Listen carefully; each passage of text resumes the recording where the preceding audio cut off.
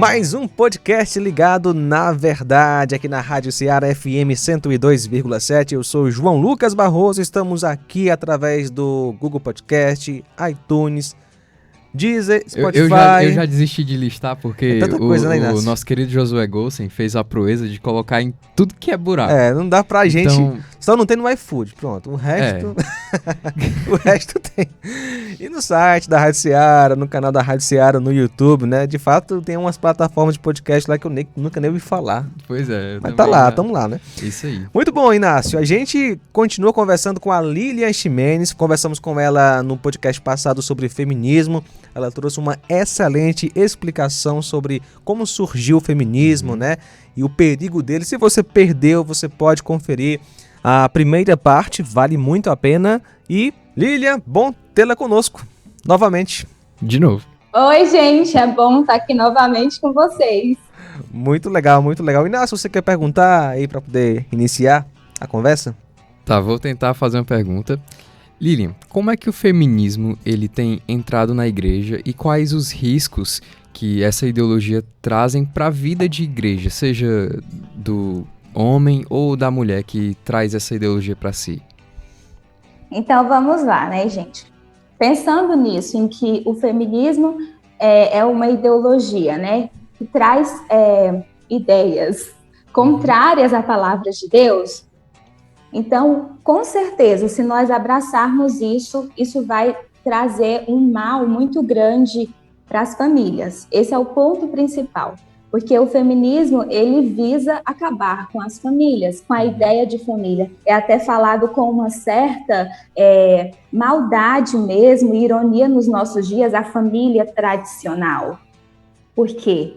Porque eles acham que essa ideia de uma família em que tem um pai, uma mãe e filhinhos, que a Bíblia apresenta como um projeto de Deus, como a primeira instituição de Deus lá no Gênesis, eles veem isso como algo ultrapassado e que precisa ser mudado. Então já começa aí. Quando uma cristã ela abraça a ideologia feminista, ela vai começar a rejeitar isso no coração dela. E a ideologia feminista ela vem de uma forma muito sutil. Nos filmes que a gente assiste, seriados, você vai ver isso assim colocado ali, às vezes bem aberto e às vezes discreto, para que aos poucos aquilo vá no seu coração, mas está ali o tempo todo. É como um pingo de água e uma pedra dura, está o tempo todo pingando ali, o tempo todo. E quando nós não nos atentamos para o que está acontecendo e não enchemos o nosso coração com a palavra de Deus, não combatemos, a gente vai se amoldar a este padrão. Isso é fato.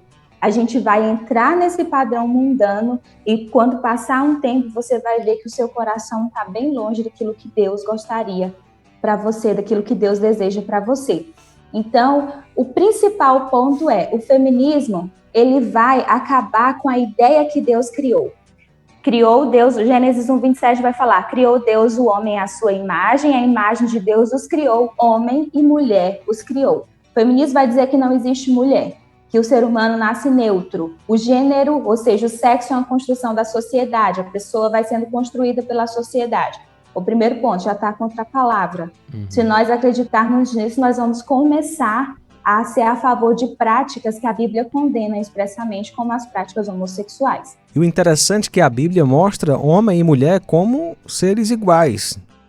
O homem não é superior à mulher, nem a mulher superior ao homem. A Bíblia fala apenas de funções diferentes dentro do casamento, né? E, inclusive, muitos pegam esse ensino bíblico e explicam de forma totalmente fora de contexto. E a Bíblia valoriza a mulher. A gente vê, por exemplo, mulheres ajudando Jesus em seu ministério. Naquele contexto onde as mulheres eram desvalorizadas, a gente vê o testemunho das mulheres sendo registrado ali quanto à ressurreição de Cristo, também na genealogia de Jesus, a gente vê os nomes de muitas mulheres. E aí a outra questão que a gente vai ver é justamente isso que você falou, que Deus cria o ser humano, o homem e a mulher com igual importância. E qual que é a diferença? São as funções. Deus estabelece, então, que dentro do casamento o homem seja o cabeça e a mulher seja a sua auxiliadora submissa. E o que a gente pode observar, que é muito interessante, é que lá em Gênesis, quando a palavra de Deus vai falar que Deus criou uma auxiliadora idônea, essa palavra no hebraico ela é usada somente para Deus.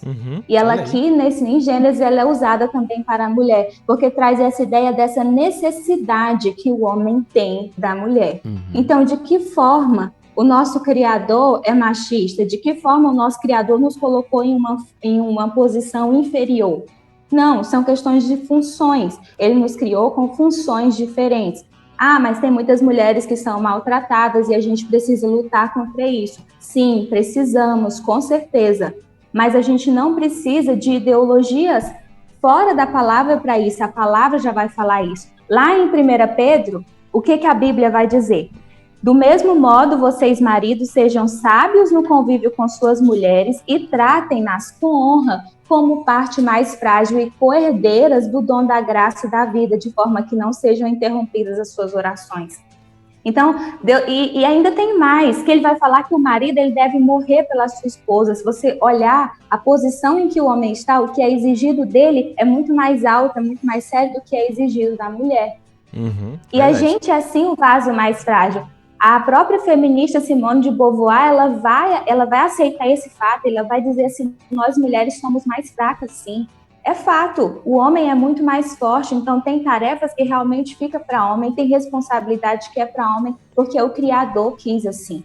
E nós, como servos de Deus, devemos entender e aceitar essa vontade soberana de Deus. O Senhor sabe de todas as coisas e se eu escolho, se eu obedeço ao Senhor, se eu escolho viver a minha vida toda pautada naquilo que a Bíblia fala, com certeza eu serei uma pessoa mais feliz porque eu vou estar cumprindo o propósito de Deus. Por que a gente vê tantas mulheres cristãs até tão acabadas, tão cansadas, tão esgotadas? Porque às vezes elas estão tomando dentro da casa delas uma posição que não é delas, é do marido. Só que a mente recheada pelo feminismo faz com que elas se sintam bem fazendo isso, só que no final das contas elas ficam tristes e vira essa bagunça que nós temos hoje. Dentro da igreja também, eu imagino que a gente vê o feminismo entrando quando algumas garotas, algumas mulheres, né, passam a se vestir de forma talvez sensual, tentando imitar o mundo. Pode ser um sinal ali de feminismo entrando no coração dela, né? Meu corpo, minhas regras. Exatamente. O corpo é meu, então eu faço o que eu quero com o corpo. E é engraçado que é assim, se um homem bonito e de preferência rico comentar sobre uma moça, uma mulher de shortinho, de sainha curta, de roupinha curta que passa na rua, ela se sente bem, ela se sente elogiada. Só que o que acontece nos nossos dias é que a maioria dos homens de bem, homens tranquilos, eles não vão fazer isso, eles ficam quietos na deles. Às vezes são aqueles homens já mais velhos, aquelas pessoas mais sem noção que comentam. E aí elas dizem que eles são o quê? Ai, olha aí, olha como é que é, são machistas esse tipo, porque no fundo não é o tipo de elogio que elas queriam, de quem elas queriam. Então, a mulher, quando ela coloca uma roupa assim, quando ela coloca o seu corpo para fora, ela está desonrando o templo do Espírito Santo. Isso não convém, porque a Bíblia vai falar que a gente, como mulher, deve cuidar do nosso corpo, devemos usar o nosso corpo, nos vestir com modéstia. Vai falar que a gente não deve defraudar os nossos irmãos, ou seja, você não deve despertar no outro um sentimento que você não vai prover aquele sentimento para ele. Então, tudo isso a palavra vai falar, mas quando a gente olha para o mundo está o tempo todo bombardeando, principalmente as moças, as nossas adolescentes com isso. Não, o corpo é seu, você faz o que quiser, ninguém tem direito de dizer o que você pode vestir. O Criador tem. O Criador tem direito de dizer como eu, como mulher, devo me portar. Então, se a gente, como mulher cristã, decide, depois que nós somos salvas, nós dizemos assim, não, eu vou realmente viver para o Senhor, você precisa deixar que a palavra, ela entre na sua vida e você viva a sua feminilidade conforme a palavra ensina, conforme o que Deus deseja para você. Então, nesse sentido, casamento não é um peso, não é uma coisa ruim. A maternidade, você ter filhos, é uma bênção do Senhor, é algo que o Senhor dá. A Bíblia diz, Deus se lembrou de fulano de tal e deu um filho para ela. Então, é uma bênção, é um presente de Deus. O seu corpo é templo do Espírito Santo, então você não vai desejar mostrar ele por aí. e você trabalha, mas você sabe que o seu sustento vem do Senhor. Então, é o Senhor quem provê todas as coisas. Então, o trabalho, ele não está em primeiro lugar na sua vida, o Senhor está. Legal. E algo interessante aqui, se a gente toma a Bíblia como a nossa regra de fé e prática, tudo que vem de fora deve passar por ela como um filtro antes de entrar na nossa mente, antes de virar um hábito, antes de virar ação. Então, a gente tem muito também atrelado a questão por exemplo, da moralidade para muitos assuntos. Por exemplo, a questão até mesmo do aborto, vamos falar aqui. Antes de você começar a racionalizar isso aí, a tentar entender o porquê das pessoas fazerem isso, quais circunstâncias, vai para a Bíblia. Isso. Antes de você, como já você falou a questão das vestimentas, antes de você começar a mandar o meu corpo, minhas regras, me viste como eu quiser, vai para a Bíblia. Vê lá como tá aquilo ali. Ou até mesmo vamos para o outro extremo.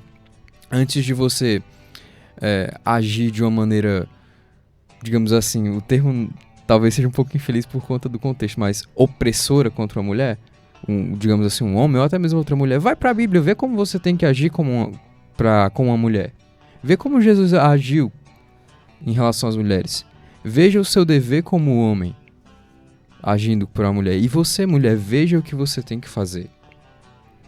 E se você se encarar em uma situação de que, cara, isso aqui tá errado, aquela pessoa, no contexto de relacionamento, tá agindo errado comigo, então confronte porque é pecado. Não porque é um machismo, não é pecado. E eu lembro daquele versículo, né? Quer comais, quer bebais ou façais qualquer outra coisa, né? Tudo deve ser para a glória de Deus. Responda com sinceridade. Eu posso ser feminista para a glória de Deus? Claro que não. Claro que não, porque o feminismo, como a gente aprendeu ao longo desses 2 podcasts com a Lilian, ele está contra Deus, contra a Bíblia, contra o cristianismo, né? Os seus pensamentos, eles são em total desacordo com o que Deus revelou. Então, não tem como um cristão, a mulher cristã, abraçar essa ideologia. E se porventura está entrando no coração, no seu coração, você que está nos ouvindo, o caminho é arrependimento. Arrependimento, peça perdão a Deus e arrependa-se. Lilian, é o seguinte, está acabando já o tempo, mas para encerrar, Lilian, traga uma palavra final aí às mulheres que estão nos ouvindo. Então, mulheres, o que é o principal que a gente deve sempre lembrar é o que a palavra fala lá em Salmo 119:11, escondi no coração a tua palavra para não pecar contra ti. Então, você precisa diariamente, como quem faz um exercício mesmo, lembrar a sua mente e o seu coração daquilo que é a verdade, daquilo que é a palavra de Deus. Toda vez que você se sentir em desvantagem em alguma situação, ou o seu coração se inchar contra algum homem, não por algo que de fato está acontecendo, mas por algo que é uma ideologia, algo que você tem aprendido, enche o seu coração com a palavra. Para aquelas mulheres que são casadas e de alguma forma sofrem com seus maridos, tratando-as mal, a palavra nos ensina a orar por eles e ganhá-los, às vezes sem palavras. E para as moças, observem onde vocês vão arranjar namorados.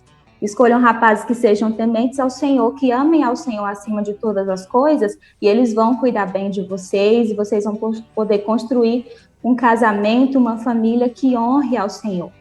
E a gente precisa continuar indo junto e fortes contra isso, combatendo todas as ideologias, todos os pensamentos que são contrários àquilo que a palavra nos ensina. Lembrando que tudo deve ser trazido cativo, todo pensamento, à mente de Cristo. E falando aí às irmãs, as meninas que estão nos ouvindo, avisar que o Inácio é solteiro, viu? Que isso, cara. Faz propaganda dele. Homem de Deus aqui, viu? Muito bem, brincadeiras à parte.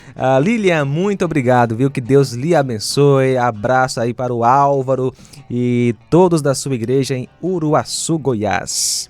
Obrigada, gente. Foi um prazer muito grande falar com vocês, falar sobre esse assunto. Que Deus continue abençoando muito o ministério de vocês e a Rádio Seara. Até uma próxima vez, se Deus quiser. Até lá. Até.